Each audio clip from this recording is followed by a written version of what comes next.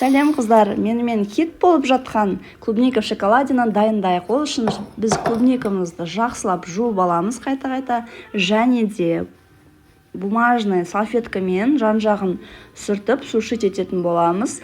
Барлығын осылай дайындап алғаннан кейін шоколадқа кірісеміз. Шоколад менде калий бауыр, оны темперировать ететін боламын. Водяной параға осылай ертіп, қалған құттай бөлігін салып, температураны түсіретін боламыз. Мен клубника в шоколаден алғаш жасауым емес, осыған дейін жасап жүрдім. Бүгін өзіме контент болсын деп, сіздерге қызықты болсын деп түсіріп, сіздерге көрсетіп жатырмын.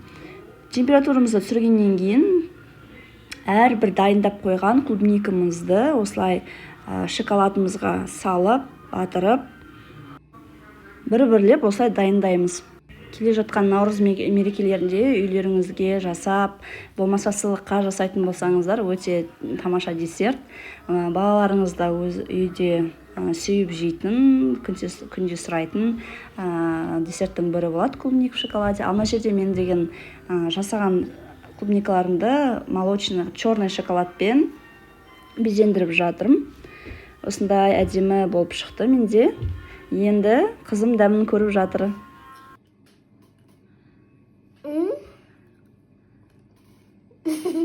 Қалай екен? Дәмді.